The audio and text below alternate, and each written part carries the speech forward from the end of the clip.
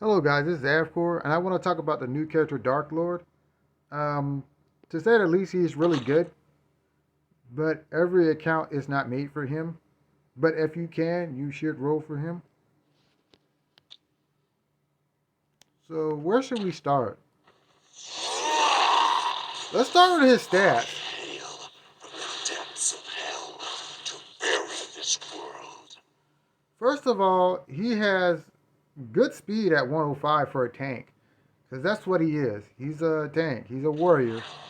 And people will say that, oh, he's a DPS, but in order to get the maximum effect out of Lord of the Dead, you have to use him as a tank. He has to be in the second or first row, preferably in the first row, for you to get your maximum value out of this character. So, my first advice before we even begin is look at his stats. He has solid HP. He has really good defense. His attack is low for a would-be DPS. He has great DPS options for a tank. So if you look at him as a tank, his DPS options are pretty good. And he's not the tankiest unit in the game, but he's a combination of both. I think he's better than his another dark counterpart. I think he's better than her because her offenses are way better, Take but control of me. her HP is like really low, and her defense is low. Um, I Puppet will Master has become really the good best HP puppet and master. defense, but his attack is lower. So that's where Dark Lord stands as far as stats go. I hail from the depths of And when hell you look to at a bury character, this it's better to world. look at his stats first before you get into the skills because you really don't know where the developers are going with the character unless you look at those stats. And he's supposed to be a tanky DPS who is supposed to be up front, and he's supposed to give as good as he takes. Most gives better than he takes, and sometimes takes better than he gives because he has a skill set to do so. Life Entombed is one of the reasons why people think he's like a DPS type character. Kane did. Let's skip through that. Inflicts damage equal to 360% of his attack to a single enemy, which is a lot. There's a 50% chance for the skill to be recasted. The skill can only be recasted once. So every time this dude attacks, he has a chance. When he uses rage skill, he has a chance to do it again. When you combine this with his other skills, this thing is kind of brutal. It really is. But this is one of the tanky aspects of this character, which I don't think you should overlook. This is a pretty good skill. Rotten Soul is a really good skill. Can use the power of the Crown of Souls to corrupt the enemy. When all allies are under attack, there's a 25% chance to apply aging. What this means is when your allies are attacked, there's a 25% chance to apply aging, and this will actually increase your ability to resist damage basically because you're lowering the enemy's damage output by reducing their damage.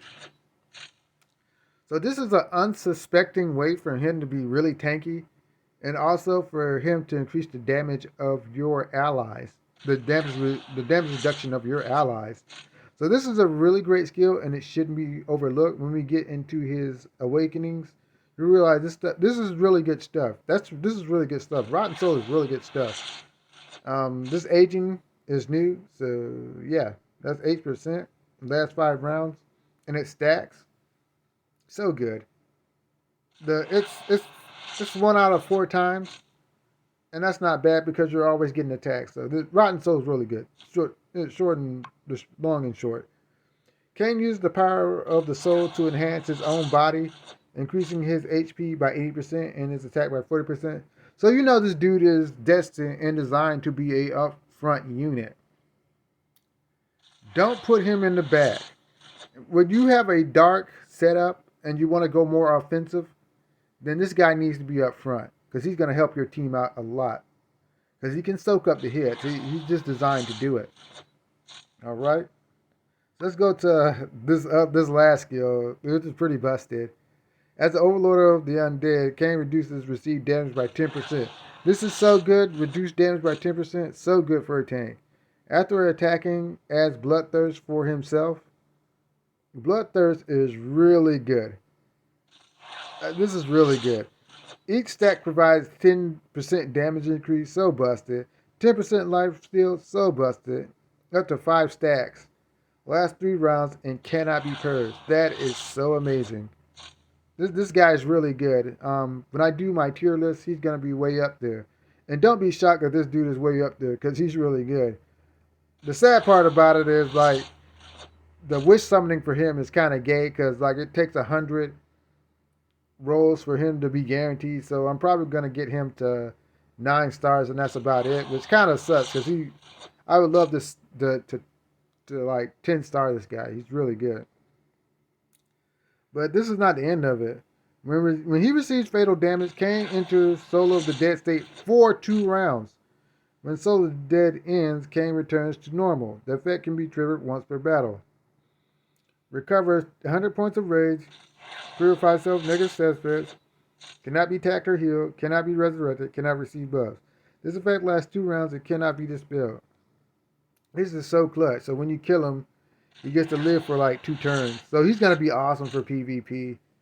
Him and Super Twins are a really great combination. Yeah, he's meant for PvP. Kind of like Monkey King. Monkey King is really meant for PvP. And to a greater extent, he is actually truly meant for single boss and for single trial runs. And Lord of the Dead can actually do a little bit of what Monkey King can do, which speaks to the greatness of his design or brokenness thereof. So let's go to Potential Awakening. This is where it gets really good for anybody who has the resources to really push this character. Okay, first of all, his Rotten Soul reaches a whopping 50%. So you flip a coin every time you attack him or his party, and it's reduced damage. Incredible. Alright, so this is where it gets really busted.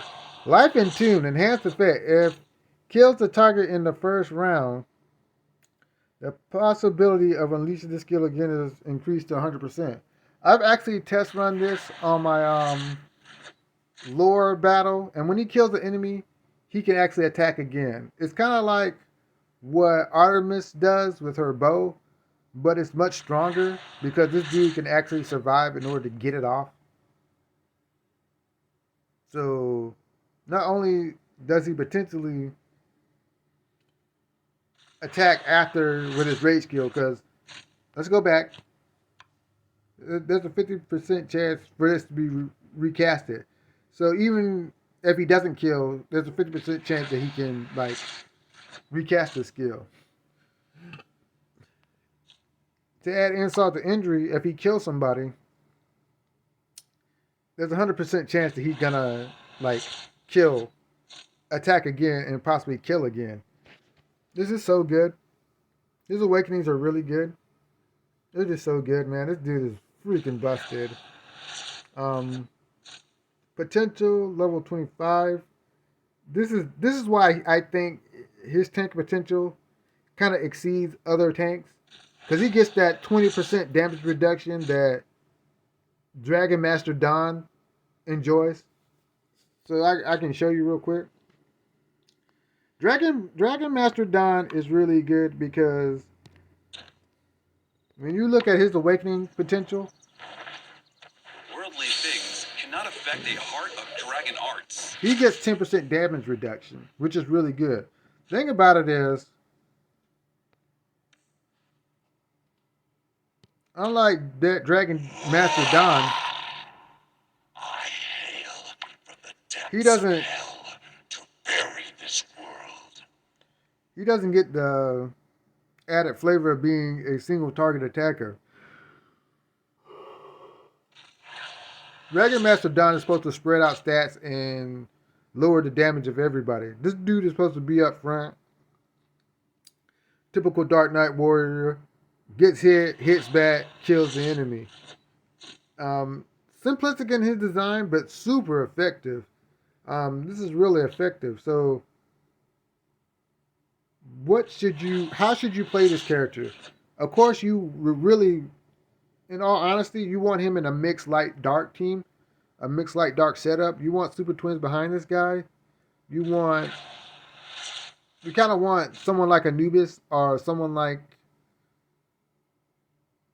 um, Elementalist, Anubis or Elementalist, because they have the potential to stun, and he actually helps them out by reducing the damage that they take because they're squishies.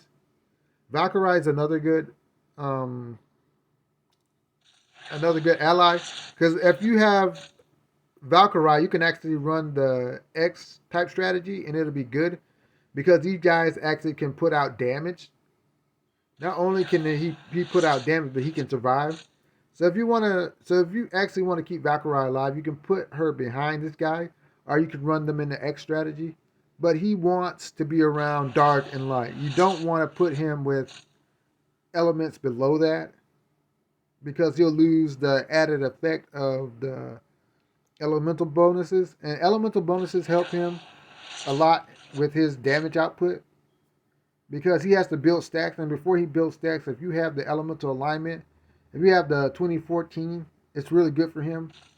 It's really good for him to have the 2014 because it allows him to maximize his damage output. So what would I say about talismans? You want counterattack on this guy and you want combo.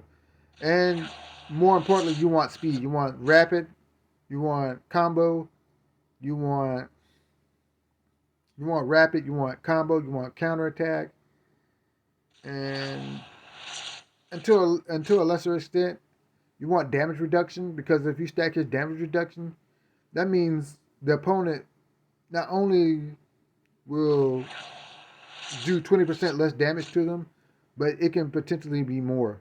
So there's a lot of ways to play this guy, but honestly, I feel, in my opinion, that he's best when he's in a dark comp, a dark light mix comp, because some of the better characters that can benefit from him and he benefit them are in light and dark.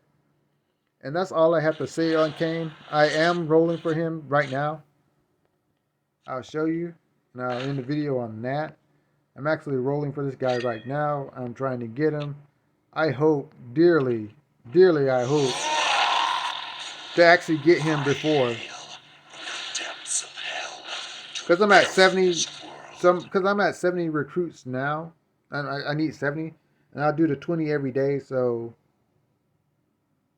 in 4 days, I'll have him, and I am at least getting him to 9 stars, much like Monkey King, because he's that powerful. And later on, I have the potential to finish him off. I'm not gonna make the same mistake I made with Super Twins, because I've suffered in my PvP growth because of that. So I'm just letting you guys know that if you have the resources, by all means, you should spend it on Lord of the Dead because he is incredible. And with that, if you would please like, share, and subscribe, I would really appreciate this. The game is good, and I would love your support. Have a good one. Laters.